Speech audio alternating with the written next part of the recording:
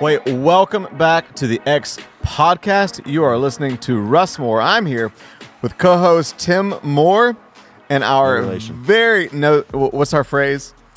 More or less. No, it's what?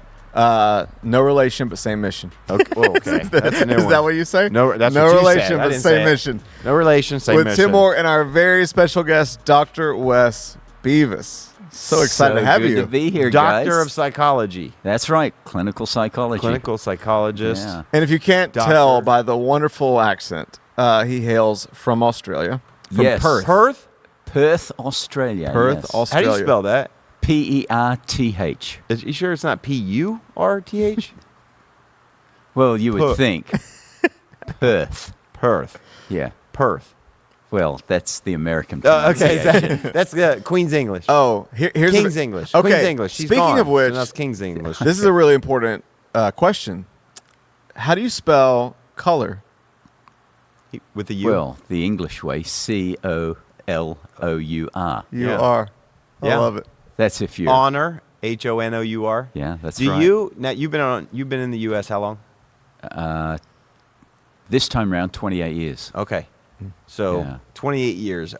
Do you adapt, and have you like almost mentally switched growing up and always spelling some of those words certain ways? Do you spell them the American way now? Oh, or I do you still, not? as a book writer, as an author, I still get hung up. I go, is that the Australian way, or is that? And I have to Really? I have to Google it.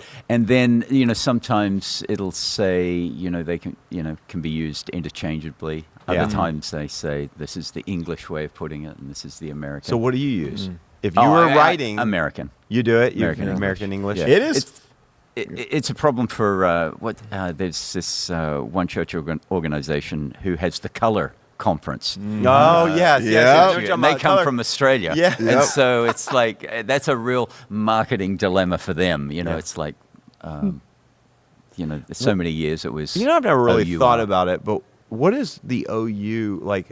OU together, like wouldn't make an or, like, wouldn't make that sound. At least not in American English. Does it always in English, King's English? Yeah.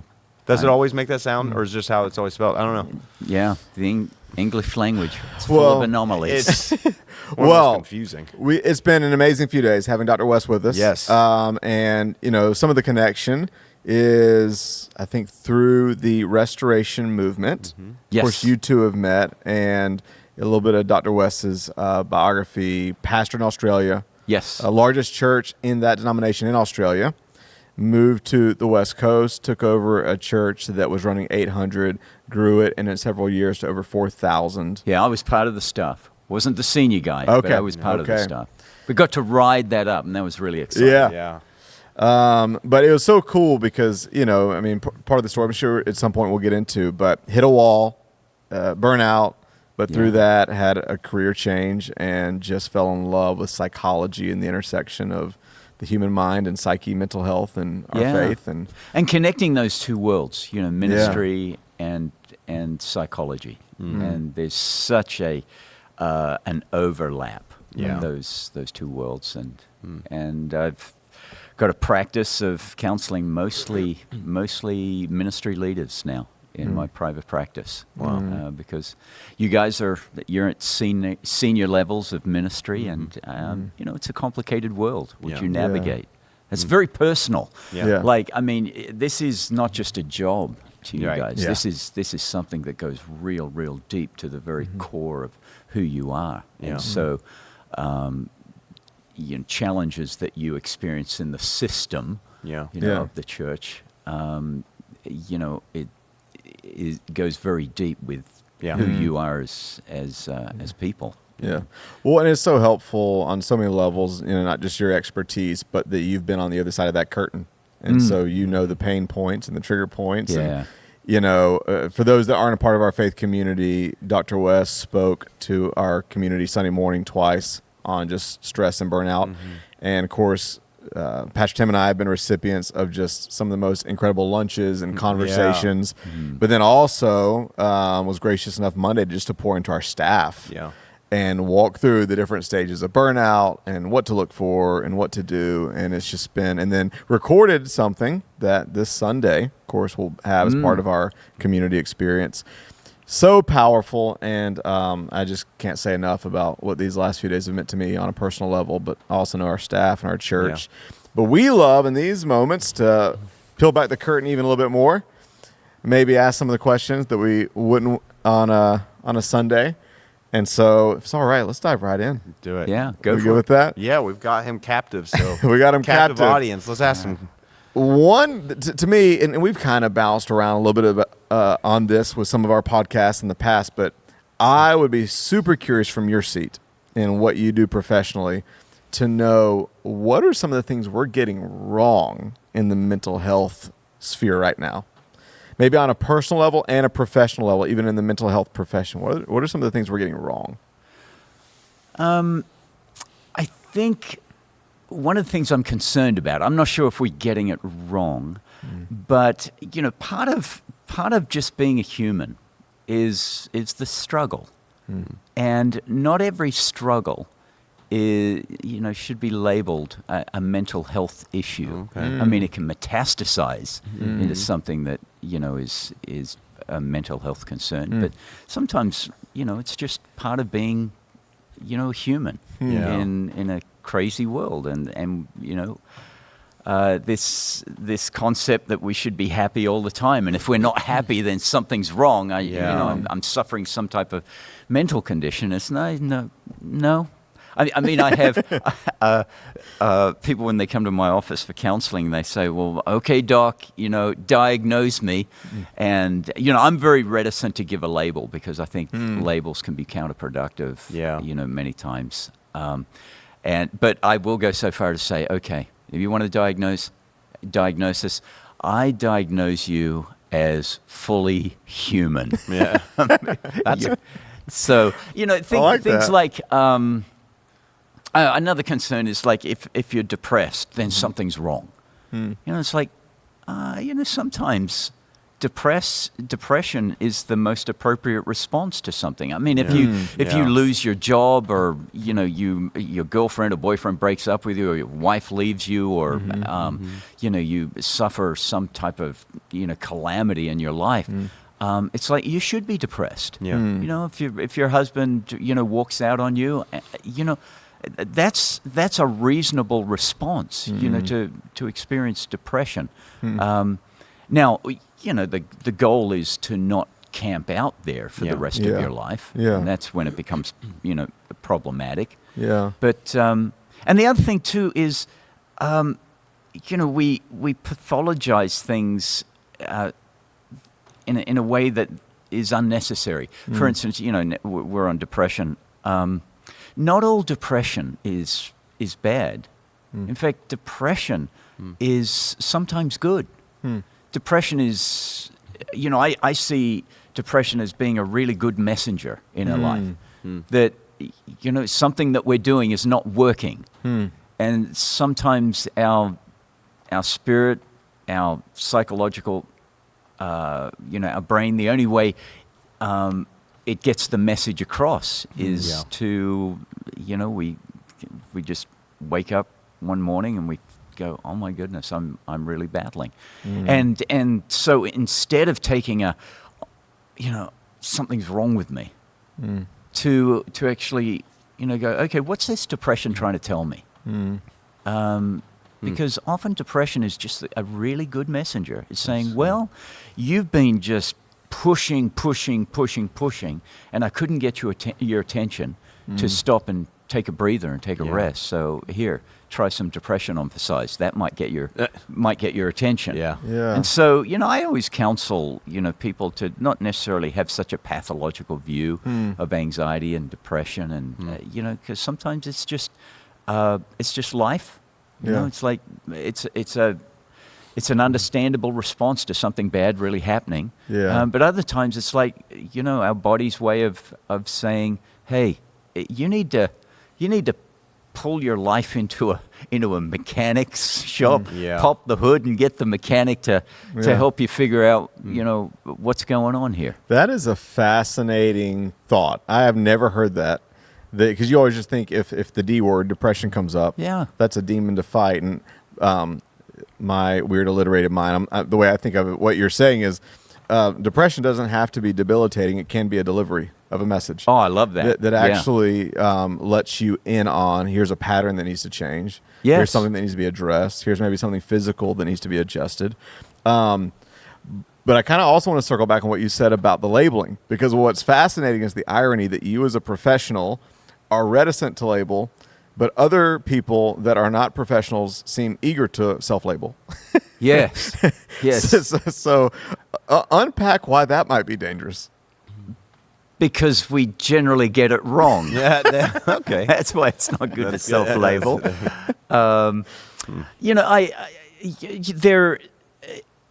It's the exception rather than the rule, where I would say, yeah, you're suffering from this, because there's a human propensity to go, oh, okay, then I'm broken, and this is what I'm suffering from, and sometimes we can actually personalize that too much. We actually take that on board. Yeah. And, if we allow it, and unfortunately some people do, actually allow that label to become intertwined in their identity.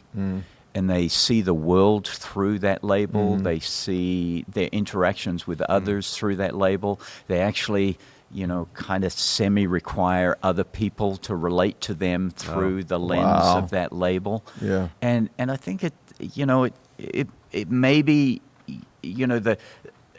the whole diagnostic, the DSM, which is the psychologist Bible, so to speak. It's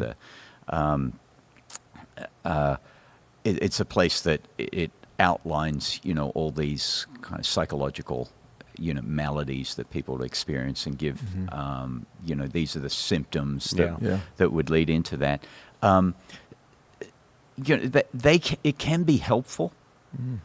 But it can also, for somebody looking for a reason to just kind of camp out in that space. Yeah. They've got to be very careful, because there are some people that, legitimately have some, chronic enduring depression. And so I'm not saying this for all people, but I'm saying that for those that are just kind of wanting a reason why they can, tap the brakes and not put in the effort. Yeah. Sometimes they can just say, because I have this. Yeah. Yeah. And I battle with this. Crutch. You used the phrase the other day, people tend to live up to that label. Yeah. Yes. They, if this is what I've got, then I gear my life to orient to accommodate that. And I think, absolutely, mental health is my field, but also, something that would, that I encourage people to do, and that is include the idea of mental fitness to mental health. Because life is not going to make you happy all the time, but if you are mentally fit, if you have a high tolerance for being able to deal with, issues that would give you anxiety or issues that would really discourage you, you're not going to be, knocked, back as much. Yeah. And I think mental fitness is, I think we could spend some time, as in the profession and in what we do, helping people, not only talk about mental health, which is a legitimate conversation to have, but also talk about mental fitness. I love that you went there. Number one, because I don't know how long ago it was. We talked about, Simon Sinek was on a podcast talking about that phrase, mental fitness. And that construct, in his mind, talking about, he felt like even being more helpful at times than mental health, because fitness is something that you can grow. It's a muscle that you can, and so that kind of brings up this conversation we've been talking about a little bit, like off camera, which is the conversation around fragility and resilience in connection to mental health. Yes. And which I feel like, I would just love to hear all your thoughts on it, because I feel like that at times feels like a tricky rope to walk through, because there is so much conversation now around well, I've got to guard not being triggered of this particular issue. Yeah. And like you said, there's such a wide spectrum, or I've got to be really, really careful. Self-care is such a huge, popular phrase right now. I've got to guard my time so carefully. I've got to guard my feelings. I mean, there's the extreme examples, of course, even intellectual fragility on university campuses with safe zones. We've talked about all that. But be curious, how do you walk that line with, and I know it differs patient to patient, but if you're seeing someone and they need safeguards, they need to care for their soul, they need margin, they need rest. How do you balance that with, but there might be some, there might need to be some muscles that grow. Yes. There might need to be some hard things that are done. There might need to be some sinew that's developed. I'm curious, how do you think through, unpack that? Well, I think people, I'm a great believer in self-care. I think that's what contributed, a lot to my experience of burnout. And it's, but I think we envisage self-care to be like, okay, I'm going to book into a day-long spa. I'm going to get massages and facials and hot rock treatments and really just pamper myself. That is such a limited view of self-care. Self-care for me is every morning I get up, I climb into my gym clothes, and I go to the gym. And I spend the next 35, 40 minutes at the gym working out. Do I want to do that? Absolutely not. It's the last thing I want to do. That's why I put it into my day first, because I always think you've got most psychological fuel in your tank early in the day, and then we spend the rest of our day burning through that psychological fuel. So I know if I were to leave that until later in the afternoon, I even are less motivated at that point. But, I go to the gym and I work out, and it's hard, but I do it for self-care. That's really important for my mental health. When we just subject our body to stress and resistance training and what have you, that really benefits my mental health. In fact, I would say, and I often say, I work out more for mental health than for physical health. So that's my, that's a legitimate form of self-care. So, I do think that, it's a pendulum. Sometimes we can swing too far on the side of, hey, self-care and reducing stress. But, I think there's definitely times where we need to move in the opposite direction and really subject ourselves. I mean, in the clinical world, we call it exposure therapy. If go into that. If you are something fearful of something or anxious about something, yes, you could spend the rest of your life trying to avoid that thing, but then you spend your life in fear that if you ever run up against that thing, that you're going to have an anxiety attack or a panic attack. And so what exposure therapy is just, gradually, but little increments, expose yourself to that which is, that you would think is anxiety producing. And after a while, it doesn't have the same triggering response in you. And the benefit of that, you don't have to spend the rest of your life trying to avoid these situations, whether it's social settings or being asked to speak, being asked to do a podcast, or get on a mechanical shark. Get on a mechanical shark. When was the last time you did that? I have never done that, but I might. There will be an opportunity. Absolutely. We've got a mechanical shark coming, and we have a guy on our staff who is deathly afraid of sharks. And I told him, I said, you need to get on the mechanical shark. Yeah. It'll help you get over your fear. Well, of real sharks. There you go. That's just a little incremental thing. That's what I'm saying. Best of luck with that. Yeah, he says he won't do it, but we're going to do our best to get him on the shark. How do you, you mentioned in passing, how do you translate that advice to people that deal with social anxiety? Because I think that's probably where I hear it the most is people, and of course we could have a whole long conversation about this, but I think there's probably so many different types of counselors, different types of professional outlooks on this, but I have a lot of friends that either have mild or severe social anxiety, and it seems like the advice that they're given is just make sure you completely avoid as much as you can these situations that may trigger you. Sure. Well, clinically, the important thing is to first, do a little bit of a psychological dig and figure out, what contributed to that social anxiety. Yeah. They could have been traumatized at some point in their life, in a crowd setting. So you want to just do a check-in there. Yeah. But there are some things that are just, they don't, for most people are not natural environments. Sure. And you can say, well, that's not how I'm wired. Well, okay, but have you ever thought of developing that skill? And there's some, it comes down to, some people, more outgoing. Sure. And some people are more, introverted. But, some of the greatest speakers in the world are introverted. In fact, I spoke here at this awesome church, ex-church. Did you now? I loved speaking here. I mean, your facility is so great, and your people are even greater.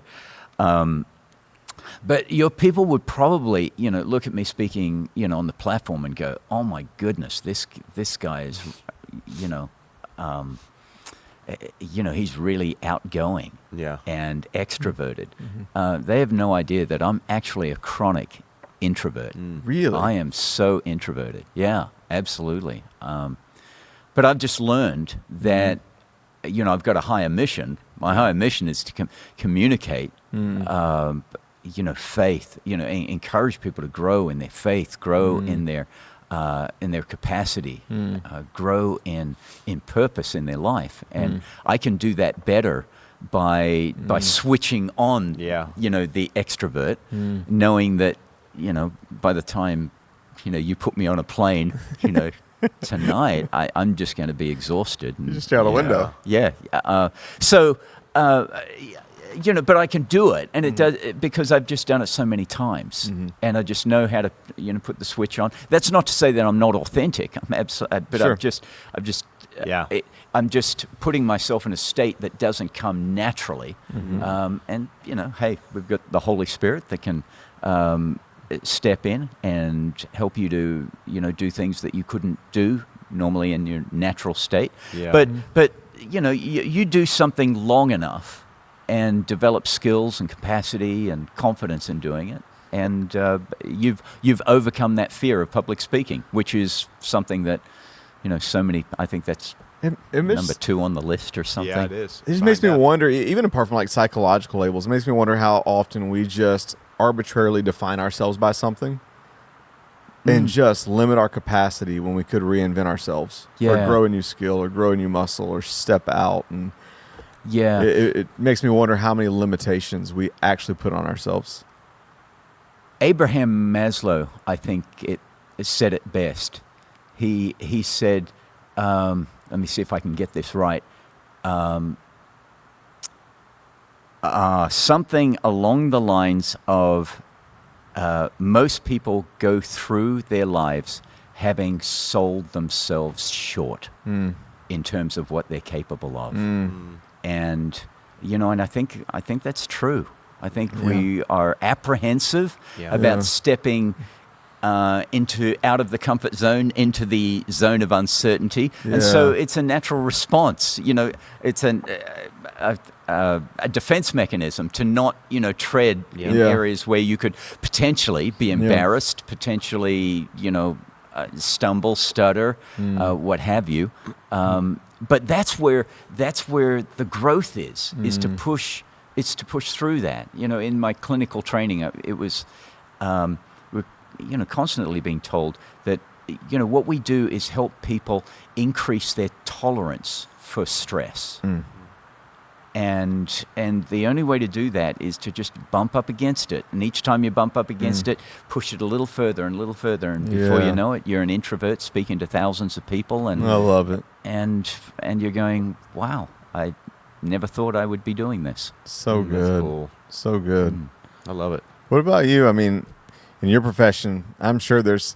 My I mean, profession. we're in the same profession, Oh, but he's I'm just saying, my like, profession. Yeah, as as a often as- ministry leader. yeah, as often as we talk to people, No. any things that come to mind when you think of like, oh, is that a healthy new trend psychologically? Is that a healthy new thing? I mean, we talk all the time about even the cliches we hear of follow your Oh. heart, you be you, you know, It's my vibe. that's my vibe. What comes to your mind? I don't know. It's a good question because I just going back to the word that you used before, I just think whatever we're doing is making us more and more fragile as a society. So I do think that it has become popular to, we talked about this on a previous one, to self-diagnose yourself Yeah. and to self-label. And I do think we probably do, it's the term self-fulfilling prophecy. I think whatever you speak over yourself is what you have. And I think the sad reality is there's probably a lot of people, and I think there's a lot of people who at times have been anxious about things and almost now have been so inundated in a world that's filled with the language of your profession Yeah. that now it's like, well, I deal with anxiety. Yeah. I know you're anxious because you're having this going on in your life and your relationship is just ended and you're worried about whether, you know what I mean? Yeah. And that, I just would not want to just grab onto that where you might psychologically be setting yourself up to live an anxious life for the rest of it and saying, well, I deal with anxiety. Absolutely. And what that does is it just perpetually makes your life smaller and smaller. Yeah. If your goal is to avoid stress or avoid danger or avoid risk, you know, after a while, you're not going to be leaving home because it is a dangerous place out there. Yeah. As a psychologist, you know, one of my interventions is to say, yeah, it's a crazy world out there of uncertainty, but you are strong. Yeah. Yes. You and I just beat that home. Yeah, it's tough, but you are strong. And I just think, and I think another unspoken thing that is probably tough depending on if you're talking to a faith world or not a faith world, but you spoke to it earlier, and I just think it's an unspoken key is that you talk to your sense of calling. Like if I'm called to do this, I have this mandate on my life. For you, it's to inspire people to grow in their faith, to grow in their abilities. And I just think when there's a sense of calling, then your goal is not going to be to grow your comfort, but to grow your capacity. Yes. And so that's actually going to fuel your strength, and that's going to fuel you not wanting to become smaller, but to become bigger. Yeah. And that's why, you know, at the end of the day, we've got to ask ourselves the question, you know, how much influence do I want to have in this world? And if I'm happy to have very little influence, then just follow your feelings. Let me give you an example of that in my own personal life. I had such a calling, you know, to encourage people to live life in a more expansive way. And I had this idea for a book, and I ended up writing this book. It was called Become the Person You Dream of Being. I love that. And so I wrote this book, worked really hard on it, sent it off to every publisher, and got rejected. Every rejection. I remember one publisher, I mean, if you could get any of them to respond, but this one actually gave me the courtesy of responding. And he said, listen, I've got 2 books on my desk right now. I've read your book, and the content is great. But I've also got Dennis Rodman's book on my desk right now. And he said, his content, let's just say, is not like your content. You know, I want to respect Dennis Rodman. He gave it his best shot too. But he said, I'm going to go with Dennis Rodman because he's famous and you're not. Yeah. And so I've heard that one too. At that point, I was thinking, well, that breaks my heart. Is that the end of my writing career? And I just thought, no, I really believe in this message. Yeah, I love and that. there might be other people in the world that resonate with this message. And so I decided to go the self-publishing You're route. speaking our language. Yeah, I And love it. I ended up, Yeah. you know, it cost a bunch of money, and it was like, wow. Mm-hmm. When the truck came and delivered it, the boxes filled up like the spare bedroom This was in the a while house. ago, wasn't it? Yeah, it was. I was gonna say there was a time when if you wanted to self-publish or write your own book, you had to buy thousands of copies, and Wait. you had to pedal and Can sell you still them. get this on Amazon? Oh, I think if you looked up Amazon, you'd find it there. It's called, Become the Person You Dream of Being. That's so I awesome. remember when the truck arrived, and we just had filled up the spare bedroom with all these boxes. And I looked at my wife, Ellie, and I said, well, if we ever want to have a kid in this room, I better go. I better sell some. I better sell some books. And so I just started offering, to go out there and speak for free, speak anywhere. Got this book, and that book ended up selling over 100,000 copies. Are you Oh serious? my and gosh. got translated into a bunch Are of you different kidding me? languages. Come on. And I would get letters and emails from people going, "Hey, I found your book in a secondhand bookstore in Africa, and I'm just writing you to let you know it's changed my life." Oh my gosh. And it's just at that How did point. you sell them? Can we shift conversation over to how Yeah. you sold them? Yeah, 'cause Can Pastor we Tim, this- can we get rid of the rest of this conversation? I'd like to know how you took your self-published book. Yeah, because and this you sounds a sold it. little bit like my story. At first, Okay. I had There we humble go. beginnings, but about month one, him I doing found his out thing. that 1 million copies Really? had actually been sold. That's him doing his thing. So Yeah, about seriously, 10. I want to know. Yeah. And the key, How did you? Because you had to sell them yourself, right? They weren't absolutely. listed somewhere online. Absolutely. Probably wasn't. Yeah, I just Real said popular? I'm a guy full of enthusiasm and hope for the future. Oh, I love The that. country at that time I was living in Australia. The country was going through a recession, and people were looking for hope. They were looking for anything, yeah. any encouragement. And so I just got out there, and the more I just spoke in inspirational tones, people were going, I want him to come and talk to my business group. I want him to come and talk to my church. Wow. And so, just love one that. thing led to another, and That's crazy. That's incredible. And that's one of the benefits about a book. It can go Yeah. places that you'll never get to Yeah. physically. And so, That's inspiring. but that was a real big opportunity. When I put the phone down, that was a publisher saying, "Well, you're not famous. We're not risking any money on you." I could have said, "Well, that I guess that's the truth," and it was the truth. Right. But I just thought, no, my mission is to still get out and encourage people, and even if I have to believe in myself, throw down some significant So dollars. did you have to keep rebuying? Oh yeah. You had to keep rebuying Yeah, books. At least you had some absolutely. money. So at that time, you had to buy the books. Yeah. You'd buy them in bulk. Yeah. And then go and Oh. sell them, and then buy them and Well, sell them. Right? it actually that rejection turned out to be the most financially I was gonna say, advantageous yeah, rejection you I didn't ever get got. 20% of the wholesale or the right. You got. Oh my goodness! much That's bigger when margin. I learned who makes the money Oh, in yeah. publishing. Mhm. It is the publisher. Yeah. And because as an unknown author, at that time it was like you would get 7% of the wholesale, not 7% of the retail. And then I Crazy. discovered, well, if you go out there and you sell it for retail. So when and you did your next book, Yes. did you self-publish? yes, You didn't even ask. oh, I always self-publish Yeah. now. I mean, How many books do you have? 9 books. What? 9 books? Yeah. Dr. West. Yeah. I didn't know you had books? 9. Yep. Yeah, absolutely. Dude. It's been a great medium. Even now, That's I thought incredible. when books were digitized and people were reading more books on electronic devices, I thought, well, that's it. That's the end of the the paper book. But people still, there's something about having a paper book. Yeah. And especially if you're out there Wow. speaking Yeah. and connecting with people, Yeah. and they buy your They want book to- and you you write sign it. something in it. I mean, that book is going to be, as they're cleaning out their bookshelf, your book is going to be one of the last that they put on eBay because it's Personalized. like, it's Oh my personalized. gosh. It's like, hey Tim, thanks for what you're bringing to the world. Always let your dreams and not your difficulties determine your direction. Oh, come on. love. Well, I wasn't even That's a a doctor long inscription that you're putting on those.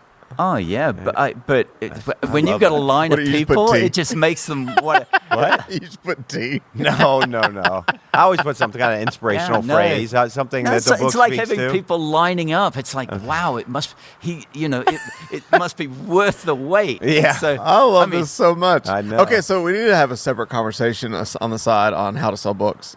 I want to learn. Or the Yeah, benefits, just- the benefits Okay. of writing books and getting them out into the So world. was it? Oh, yeah. Was it? We totally shifted gears. We're done with mental health. Was it? gonna be- I we're don't gonna be a care bit about. I don't care about self-indulgent mental for a health minute. anymore. Was it?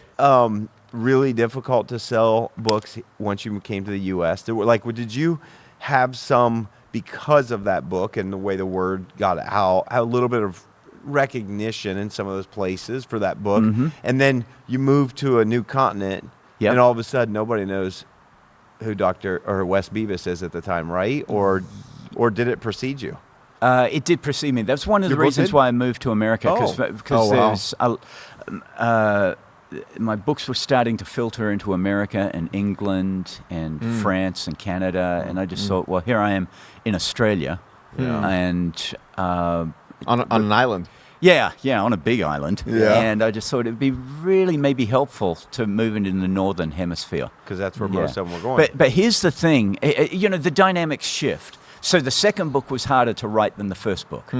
I'm feeling that already. Yeah, because your first book, you've got your whole life. I can't remember. I was in my mid-20s, I think, when I wrote my first one. You've got, This is medicine. Your entire life up until that speaking right point to us. is just material. Whereas when you write your second book, Yeah. you've used all your best stories, Yeah. all your best experiences, Yeah. all your best quotes. Hey, it's the all same thing with preaching on the regular. Yeah. People, yeah. itinerant preachers, Yeah. you know, it's so easy to be so captivating. They go around with like 1, 2, 3 different messages with Yeah. all of their best stories in Yeah. them. Yeah. Well, what happens when you preach every week and you've used them up? Yeah, exactly. I It know gets that a from lot both harder. sides. It gets a lot harder to come up with creative content Yeah. when you're.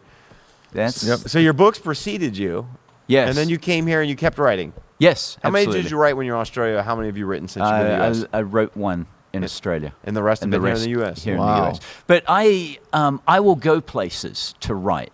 I will go Yeah. to because it's part of my, and I'll have a psychological tie-in here for you guys.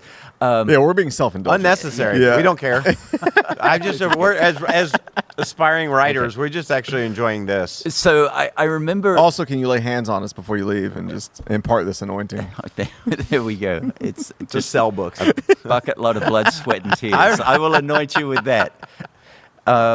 So actually, I did write the first book in America Okay. because I just kind of I really need to write this book. Really need to write this book, and so I actually needed to lock myself into a commitment. I needed to stop playing psychological games in my head.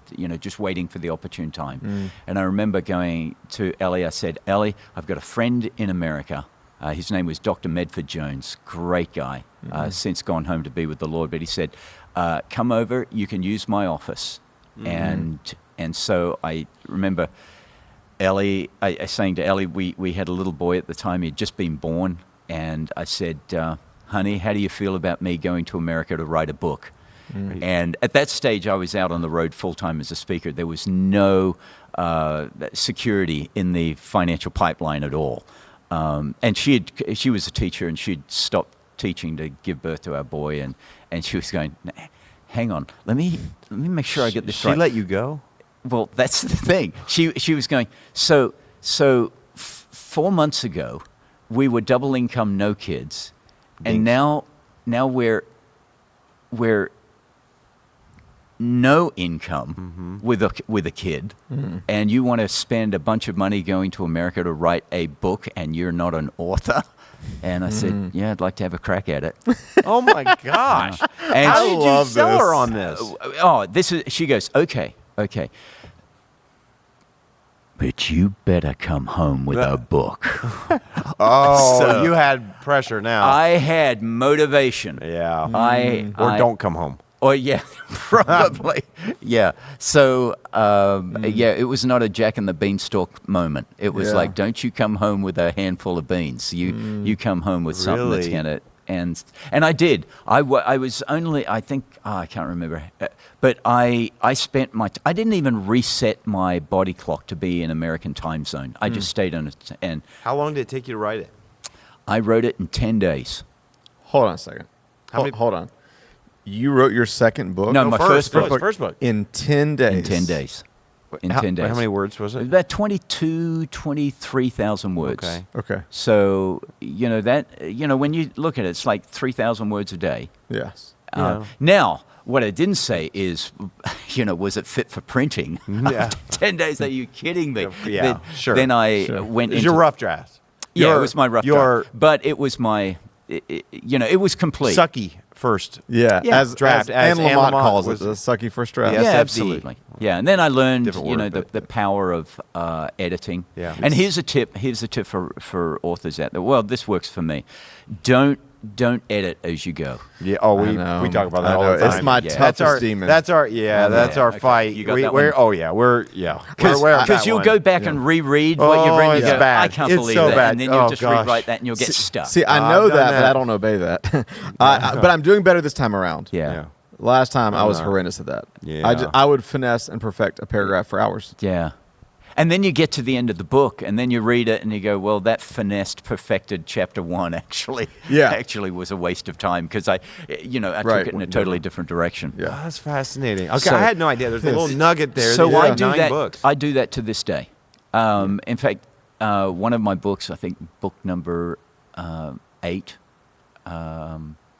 I went back to Australia and I wrote that, even though I was living in America.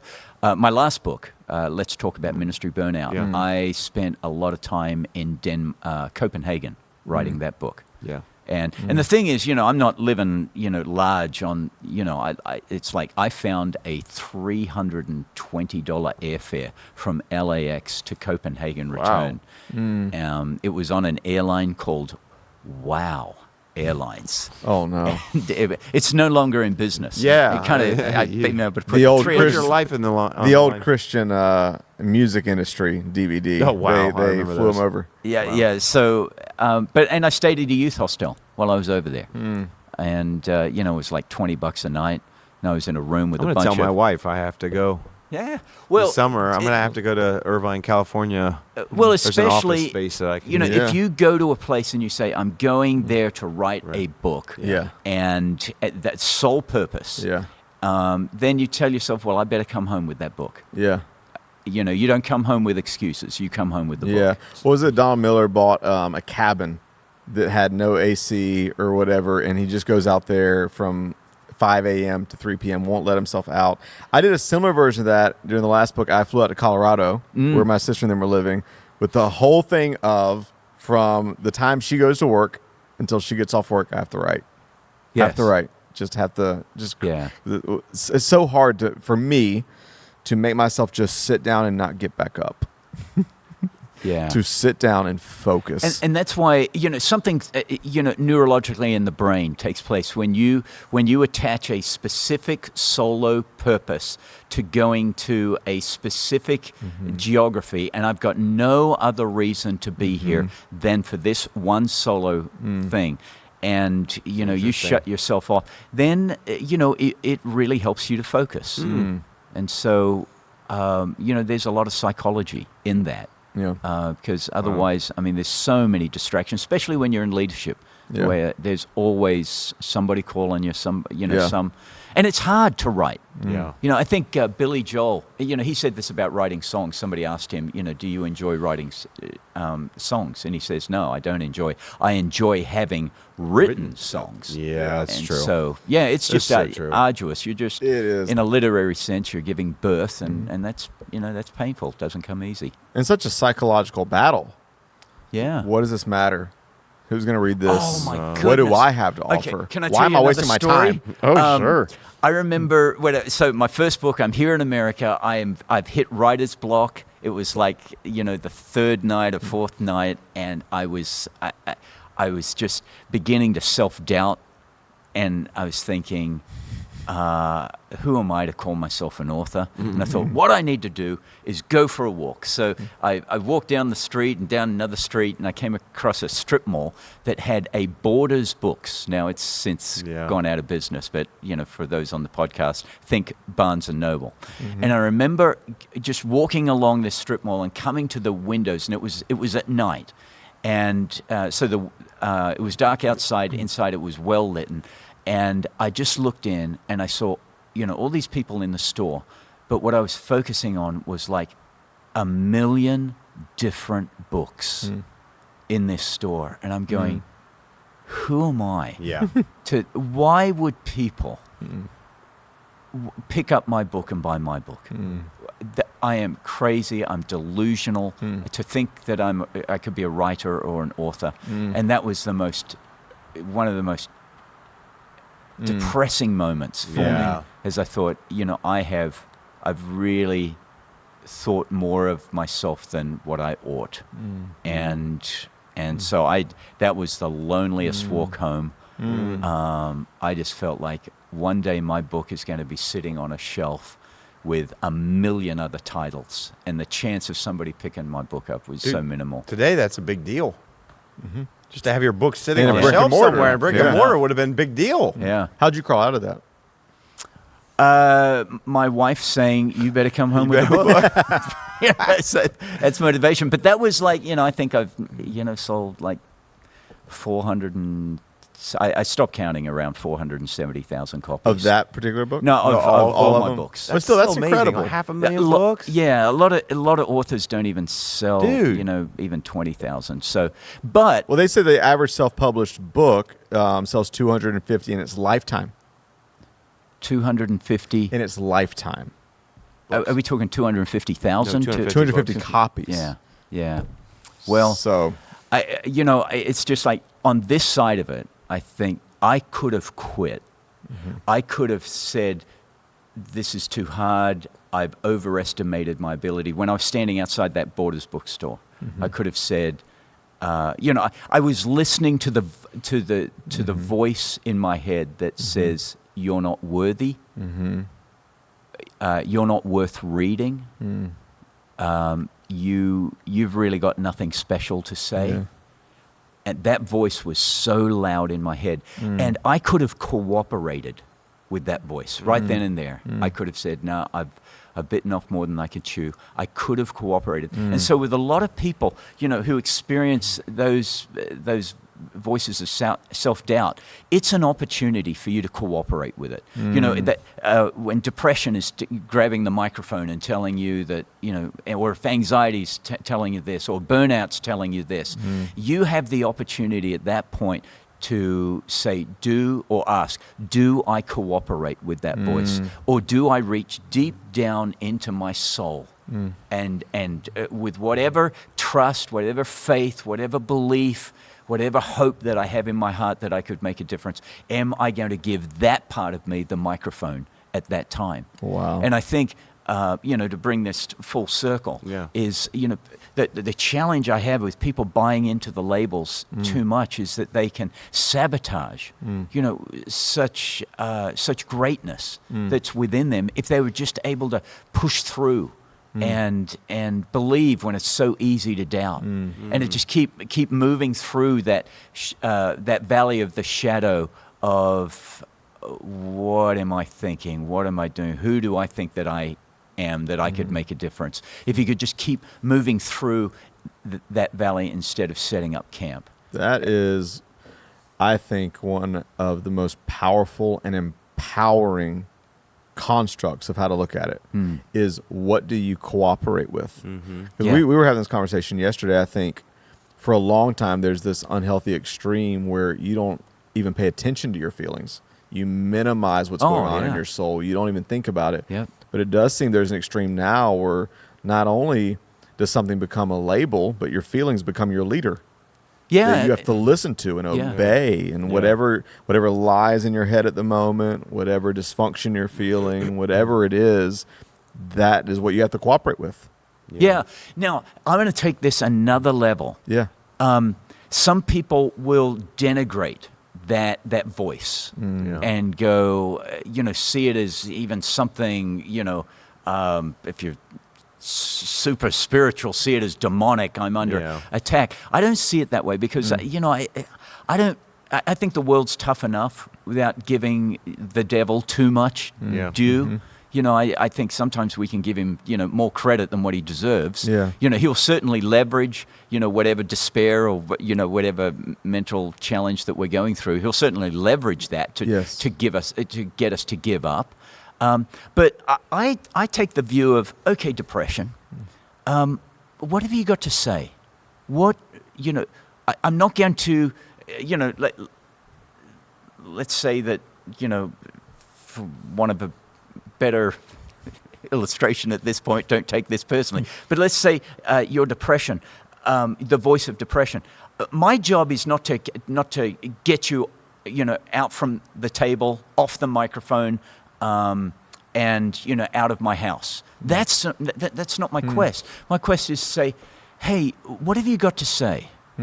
And the difference is, I will slide the microphone across the table, and I'll say, tell me what you're trying to say at the moment.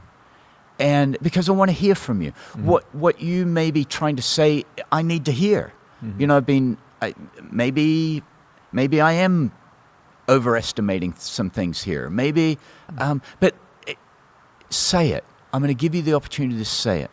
But I'm going to reserve as to how much of that data I incorporate into my game plan here. And I don't actually give you the microphone to start calling the shots. I will, hand the microphone, I'll hold on to the microphone saying, I really want to hear what you're saying. Anxiety, what are you trying to say? What's your purpose in doing that?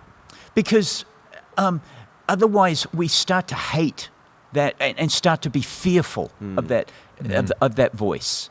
And I don't think that that's helpful. I don't think that's mentally healthy to, to navigate our way through life being scared of this depression that's going to roll up and start saying some things, or this panic possibility to come up. And so what would be a real life example of maybe something that you could learn from, something that anxiety would say or depression would say that you learn from, versus what it looks like to give them the mic and them to be destructive? Okay. Well, let's say anger, because there's an angry part to all of us. You may consider that you're a pacifist, but if I pushed you enough, if I held a knife to the neck of your daughter, there's the angry part of you will come out. So. I'm a strong believer in, these I want to use a different term than voices, but these identities, in our internal world, they're there for a reason. And so if there's an angry voice there, it's like, okay, anger, what are you trying to say? And because that angry voice might be saying, this is reminding me of the time that I was in this situation and I was hurt really bad, and I made a commitment to myself that I would never allow myself to be in a situation that I'd be hurt so much like that. And I go, I'd forgotten about that. Yes, there is I remember now why I was so angry and what were the components related to that, me being angry. It's because I put myself into this position of being ignorant, and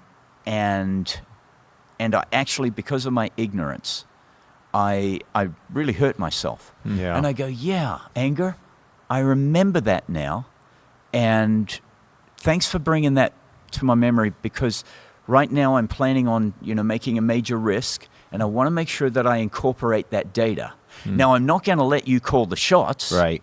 Because that could go sideways. But I'm just going to inherent in some of the things you're saying is some data that will really help me create a stronger strategy.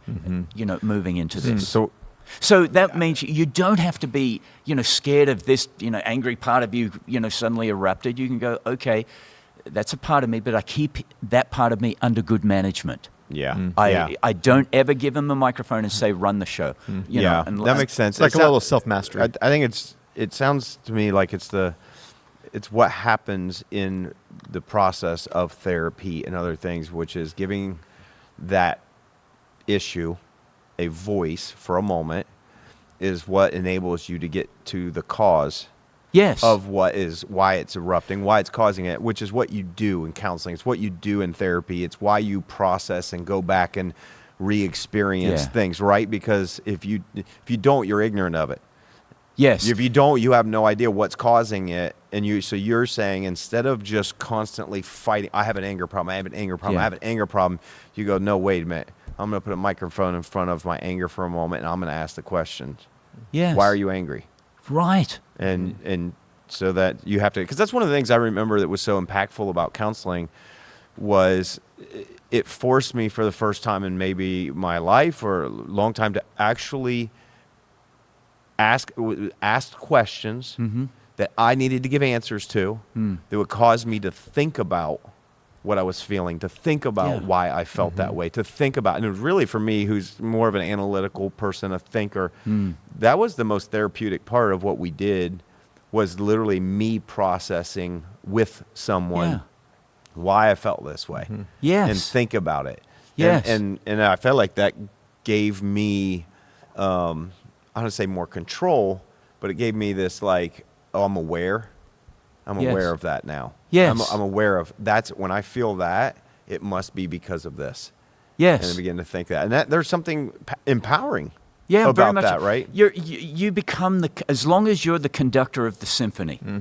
Yeah. Because if you give that over to the guy who has the cymbals, crashing, then it's going to be not a symphony but a cacophony. You keep the microphone as the wise one, but you don't want to, banish, anxiety. You get out of my life, and anger, get out of. You just want to go, hey, they've got something to say from time to time, but I'm not going to let them run the show. Yeah. That's good. For instance, me standing outside of that Borders Books, and that voice of saying, what do you think you're trying to do here? You're not an author. And so going home, I had to metabolize that and go, well, why am I doing this? Yeah. What's the reason? Why did I spend, thousands of dollars to, come on this expensive, junket of writing? And it sharpened up my vision for what I wanted this book to do. So by the time I got home, it was like, I know why I'm doing this.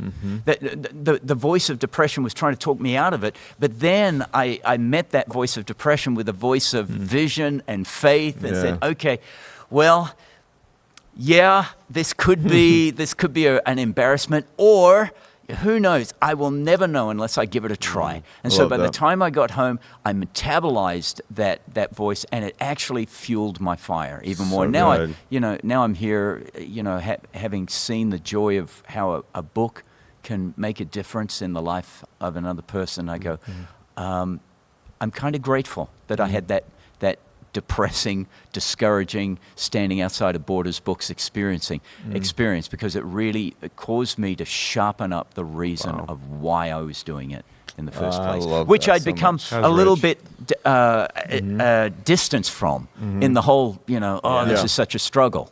But by the time I got home, Well, there's so many questions we didn't get to, but that's okay. This was better. I enjoyed this. To land the plane, though, I do want to circle back to the construct you threw out of mental fitness. So if our mental health, if our psychology is around this thing of mental fitness, practically, what are some of the things that you do to stay mentally fit? And there's probably some things I wasn't in here when you recorded for Sunday, so I'm sure you probably went into some of it, but any details that might seem boring to you that people listening, it may surprise you, would find fascinating, even just your daily routines or weekly routines or suggestions you give to people. That, from diet to exercise to sleep to whatever. Like, what are some things that And it is a boring list, but I'm very excited about my boring list because it has made such a difference. Okay. The first thing I do when I get up is make the bed. Really? First thing I do is make the bed, and that is But what if so someone's in it? That's the thing. The deal is with the last my wife person now, out the last has person to make that the has bed. to make the bed. I'm an early riser. I don't ever make the bed. Someone bought me that book for my for the birthday. evening. The 26 Ways Making a Bed Will Change Your Life by that admiral in the Yeah. army. Oh yeah. It didn't work for me. But No, but I didn't but do it. I'm usually out the bed early, Okay. so I don't have to make the bed. So that this is the reason wonder I how do you it. The first act of my day is to bring order Yeah. where there is chaos. wow. So if I achieve nothing else for the rest of the day, at least the first act of Taking my notes. day was to restore some order where there was chaos. And that sets me up subliminally just a Wow. little bit, but great mental health leaps. down. I'm Make making my this bed. note. Make my bed. He's writing down, make my bed. So great Okay. mental health leaps Listen, no are takers. really the combination of just dozens and maybe 100 little steps that you take. And that's one of the things I think is we overestimate what going to a counselor can do. Although I think it's a big thing and it's a good thing, but we underestimate what all those little things that we can do, the cumulative effect. So I make your my bed. bed. Next thing I do is Good. I'm counting. One. okay. Make Next your thing bed. I do is I get into my gym clothes. Two. Otherwise, Straight into gym clothes. straight in my gym clothes. Otherwise, because that just cognitively gets me into that Yep. mode of okay, I'm heading to the I gym. agree. When you get dressed for the gym, you're going to the gym. Yes. Yeah. That's the next step. First Yep. thing I do, get my clothes out. That's the first thing second thing I do. See, I'm First an, thing. I'm an, I don't make I'm my an bed. after She's- work gym person. Oh Yeah. no. I'm getting in my gym clothes first too. Third thing I do is I go to my chair that I have my Bible time. It's the same Yep. chair. I keep the lights off in my office, and I have just an overhead light, Okay. and I just get out the Bible. Yeah. I just read something in the Bible. And then I have a journal, and I write down in my journal what does this passage mean to me in this moment. Sometimes it doesn't mean very much, to be honest, but it's like, hey, I made a commitment on May 15th, 1981, that I was going to journal every day, and here we are. Now I'm going to get super boring. Do you drink water first thing in the morning? Do you have coffee while you do your Bible time? He doesn't do coffee. It's No, bad I for you. don't drink coffee. It's bad for you. We've discussed this. Okay. We're in agreement. By rights, I should, all the scientific literature says, drink water. Okay. So Drink more water. but I wouldn't say that it's necessarily a practice. Like I got to drink eight Yeah. ounces. So I have my Bible time. Then I walk my dog, Okay. and my dog is like Pavlov's dog. He's been classically trained. He knows. He knows. It's like when I close the Bible, he's like, No. all right, now my time. And then I'll give him a quick walk, and then I'll come home and it's in the car. What time do you get up? What time do you start all this? 6. Generally, my time is about 6 o'clock. Okay. Sometimes it can be earlier. Then I'm to the gym, and at the gym, I made a commitment that I would go to the gym every day, or work out every day. And the reason for that is the experts in this area said you actually only need to exercise, 3 to 4 times a week to get the optimal benefit. But I found myself psychologically tricking myself. Yeah. It's like, I began, I think I've already done twice this week. And so I'll take a day off because I've still got, 4 days left. And then when I actually sit down and look at it, it's like, no, I've actually only been to the gym once this week, and those other times were actually last week. And so, I just wanted to get out of that whole decision fatigue of, is this a day I take a break or is this a day I go?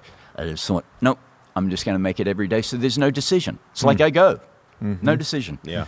And now the thing is, I don't wreck myself at the gym because that you injure yourself. Especially at my age, that can be really depressing. So I just go and just do my routine, come home, have a shower, and then generally I'm into my first counseling appointment. So that's how I set myself up. And so on top of those kind of routines are, eating not processed foods or manufactured foods, and lowering sugar, winding back on the sugar. What's a day in the life of Dr. West look like as far as what you eat? Okay, so Only you would ask we're this getting question. really granular. You don't have to Okay. answer this So question. I'm the most boring person when it comes to, Okay. I can like him. I can eat the same meal after meal for weeks on end. So for me, it would be breakfast. It would be chicken breast, half an avocado. Like you grill a chicken breast? Or it's Pan sliced? fry.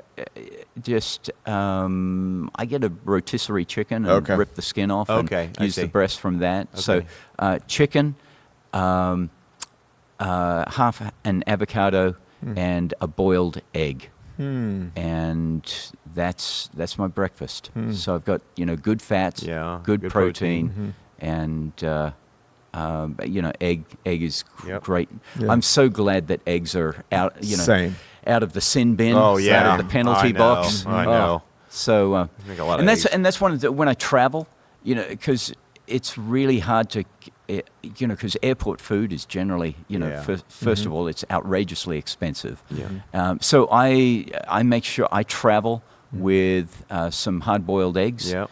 and with some cans of sardines and Sardines. Sardines? Like whole sardines. Well, they don't have the head and the tail. Yeah, so, but- yeah, Now, absolutely. very important question. Do you open these sardines on the plane? No, I am Oh, that's respectful. rude. Or eat my hard-boiled eggs. But I will take almonds and cashews Okay. and nuts. But All right. So we got chicken breast, a boiled egg, half an avocado for Yep. breakfast, and then the rest of the day is Sardines. it'll generally be, if I go out with Ellie, it'll be protein, vegetables, protein, just pasta and rice, which I love, and bread and all those that I just overdosed on for so many years of my life. I've just discovered they're not good for my mental health. yeah. Will you indulge in those kind of things like once a week, once a month? No. Like, or ever? My record is, I'm a if I make an exception, because you've got sweetness receptors on your tongue and in your brain, and it's like that first bowl of ice cream that you have on a special occasion. It's like all those neurons that have gone to sleep because it's been a long time since you've had a bowl of ice cream. They wake up and go, "Game on, baby! Oh, we thought we'd lost you. Now you're back." Man. So I'm just not really good at moderation. It's like, for me, it's especially when You it just comes know to yourself. food. Yeah, and I've just been on that roller coaster for so many times in my life. All right. So one last one. You shared such practical, incredible marriage of science and faith on Sunday of how to actually speak the word of God over your life, displace your thoughts, rewire the circuitry in your minds, and just it was so great. Anything for you, even just as personal or practical as you want to get? And do you have any secret weapons? Like I heard T.D. Jakes one time. He said, "I'm going to bring out a secret weapon if you don't tell anybody." And his secret weapon for his really discouraging moments was this kind of obscure verse, and I can't remember where it's located, but strength as the day is long. I think it's from Isaiah. And his strength as the day is long. Is when he's feeling weak in his soul, he brings out the secret weapon verse that he just speaks over his life. Do you have any for you that, or even just something recently that's like, man, this has been helping me in my mental health tool chest, Yes. toolkit? Okay, let me tell you something that I did in my life that made an amazing difference. I rarely experience anxiety. I mean, I can be on a plane and its wings can be flapping like, like crazy, and I just like that. I'm just not anxious that way. But I have had times in my life where I experienced depression, and I would just be really, really down. And sometimes it would just go for, a long time. And I remember sitting my wife down one day, and I said, when I get into that kind of funky space, and I'm kind of depressed, and she went, "Oh yeah, oh yeah," And I said, what do you normally do when I get like this? She goes, I just leave you alone. I just figure, okay, Wes, I'll just give you space to let you figure it out and work it out. And she would. And she would. And in this moment, I said to her, I said, Ellie, when you see me in that place, I want you to do the opposite. I don't want you to leave me alone. I want you to point it out. I want you to say, hey, I think you're going back into your cave. I mean, it didn't happen like all the time, but occasionally I would just, and I just said to her, next time you find that happening with me, I don't want you to leave me alone, because I would, in a depressed mood, I would view that as abandonment. She doesn't understand me. She doesn't want, she doesn't care for me when I'm at my worst. And not at all. She was going, I just want to give you whatever space you need. And so I just said, I give you permission to march into the back of whatever cave I'm in and tell me. Wow. Tell me, hey, remember that time when you said for me to tell you that you're going into this? I'm here to tell you, I'm doing what you want, that you're going into this place. And that was incredibly liberating. It was almost like, I was trying to make it through life, hoping that my wife wouldn't know. And so I would say that was like a secret weapon, because it's really interesting that from that point on, my times in that depressive space just were diminished immensely. Right. It was like I gave somebody the license to say, if you find me in this space, I want you to notice, and I want you to come and say, I've noticed, and I'm here for you. And, I think that's something that maybe would be good for the population at large. Because we have this tendency when we're not in a good headspace to isolate. And when we say to somebody, I give you full license to notice it and to call me on it, obviously in a graceful way. But sometimes, you don't realize that you've sunk into a low place until you're really there, and then it's hard to dig yourself out of a hole, that deep without because the loneliness perpetuates that. So you weren't expecting that, but so good. Yeah, that's so good. I think that's valuable for a lot of people listening. Well, there's more to come. Man, Dr. Wes. We need to keep you around for another one. I know. All we should right. do it. Do you have time to do another one? I can. Let's do some. I'm here to serve. Let's do something a little crazier though. Let's do it. We'll make it a little spicy. Yeah. We'll make it a little spicy. Hey, thank you, as always, for joining us for this week of the X podcast. As always, make sure that you rate, review, subscribe. Don't forget to write in if you have any questions or comments. podcast@thex.church. That's podcast@thex.church. It's been such an amazing time with Dr. Wes and my fearless co-host, as always. And until then, we'll see you next week.